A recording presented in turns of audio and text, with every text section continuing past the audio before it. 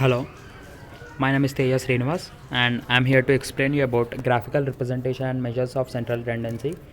It is the second part of statistics. Let's go to the topic. Graphical representation of data. As you know, a picture is better than 1000 words, so represent data in an easier way is to represent it graphically. The easier way to represent anything is through graphically. Some of the methods of representing the data graphically are bar graph. Firstly, let's go to bar graph. It is the easiest way to represent the data in the form of rectangular bars. So it is called bar graph. The thickness of each bar should be the same. The space between in bars should also be same. The height of the bar should be according to the numerical data to the represented. Bar graph should consist of the thickness of the bar should be same. The space between the bars also should be same. Means every certain bar should have the particular space should be equal, and the height of the bar should be according to the numerical value what the question asks. For example, here we can see represent the average monthly rainfall of Nepal for the first 6 months of the year 2014. Here there is a data according to the rainfall of Nepal from January to June of the 6 months. Solution, here we can see on the x-axis we denoted January February months, and on the y-axis we gave the numerical values like class intervals, then mark the average rainfall respect to the name some, and the bar should be with same width according to the given thing, and we gave a particular space in between January to February, February to March, and so on. So these are the rules to represent a bar graph. And let's go to the histogram.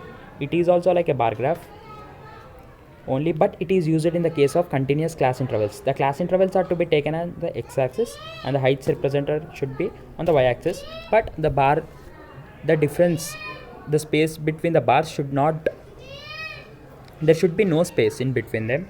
Here we can see an example.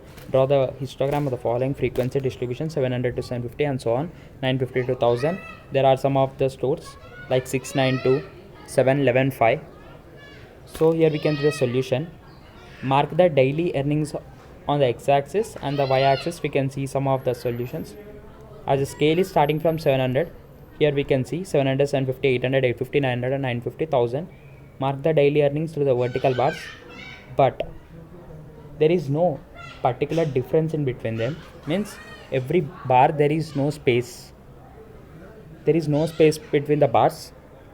This is what called histogram. It is slightly differ from the bar graph. And let's go to the next one. Frequency polygon. To draw the frequency polygon, first we need to draw a histogram. First step is we have to draw the histogram to the frequency polygon. Then join the midpoints of total of the bars, top of the bars. Here we can see a bars. It is a histogram, and we should keep a mark at the point on the top of the middle, and we should join all the points so that that forms a frequency polygon.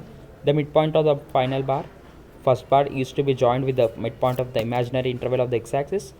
We should keep imaginary from the x-axis, starting from the x-axis, and we should go to the midpoint at the top of the bar, and so on. We should pass that, and finally we should end at the x-axis. This is what called as frequency polygon. Let's go to the next one. If we need to draw the frequency polygon without drawing the histogram, then first we need to calculate the class mark of each interval, and these points will make the frequency polygon. For example, draw the frequency polygon of a city in which the following weekly observations were made in study on the cost of living index without histogram. Here we can see the classes 140 to 150, 150 to 160, 160 to 170 and so on, 190 to 200, and we can see the class max and 145, 155, 165, 175, 185 and 195. And frequency, total frequency, it is about 52. And the first step is, first of all we need to calculate the class mark of each class interval. Step 2, that take the suitable scale and represent the class intervals on the x-axis. Take the suitable scale and represent the frequency distribution on the y-axis, and to complete the frequency polygon we will join it with the x-axis before the first first class and after the last interval. Now plot the respective points and join the make frequency polygon. Here we can see the polygon. A to H. It is from the 135 starting from the x-axis and it gone in a such a way. Here we can see from the front thing. In this format we finally drawn this polygon. And let's go to the measures of central tendency. To make all the study of data useful, we need to use measures of central tendencies. Some of the tendencies are mean, median and mode. Firstly, we should know about the mean. What is mean? The mean is the average number of observations. It is calculated by dividing the sum of values of the observations by total number of observations. It is denoted by x bar. The mean of n values is suppose x1, x2, x3 and so on xn. X bar equal to x1, x2, x3 and so on by n. The sum of x1 plus x2 x plus x3 and so on plus xn by n is called x bar. And let's go to the mean of ungrouped data. If the data is organized in such a way that the frequency is given but there is no class, then we have to do in this format. X bar equal to f1x plus f2x2 plus so on fn xn by frequencies, total number of frequencies, where x1 x2 are the observations and f1 f2 f3 are the frequencies. And the formula will be like x bar equal to summation of I from 1 to n f1 x1 divided by summation of I from 1 to n f1. This is the derivation or for that, and it is a formula of mean of grouped data. Here we can see an example: grouped population mean xf fx. Fx means we should multiply x and f. Here we can see 20 into 40, so it is 800. 40 60, 40 into 60 and so on. Summation of fx equal to 11,000 we got.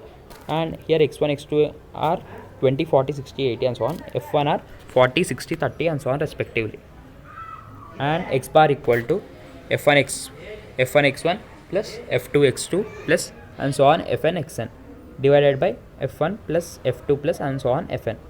Here x bar equal to 11,000 divided by 200. Here we can see equal to 55. And let's go to the median. The median is the middle value of the given number of the observation which divides into exactly two parts. Median means it is a middle value in between the observations. For median of ungrouped data, we arrange it in the ascending order and then calculate as follows. Let's see how median we should calculate. Let me consider ungrouped data 50, 72, 44, 26, 66, 38, 91, and the median will be in the middle. So we have to take left side part out and the right side part out. Here we remove 15, 26, 38, 66, 78, 91. The median is 44. Or else if the total number of observations is odd, then n plus 1 by 2. So that we got 7, and 7 plus 1 by 2 8, fourth term. Here we can see fourth term is 44. So the median is 44. If the number of observations is even, then the median of average is n by 2 and n by 2 plus 1. Let's go to an example. Find the median of the following data: 6, 7, 10, 12, 13, 4, 8, 12. Here we can see 1, 2, 3, 4, 5, 6, 7, 8. 8 means there are two solutions for this. The number of observations is 8. As the number of observations is even, the median of the is average. So n by 2 and n by 2 plus 1. N by 2 equal to 4 and n by 2 plus 1 is 5. So fourth term is 8 and the fifth term is 10. So the median is 8 plus 10 by 2. 18 by 2 9. So the median is 9. And finally here we can see the mode. The mode is a value of the observation which shows the number that occurs frequently. If the mode is number which occurs frequently, means which repeats again and again, then it is said to be mode. The maximum frequency is called mode. Example, here we can see 15, 20, 22, 25, 30, 20, 15, 20, 12, 20. Here 20 appears nearly 4 times. So it is a mode. And here we can see remark: the empirical relation between the three measures of central tendency is 3 median equal to mode plus 2 mean. Means it is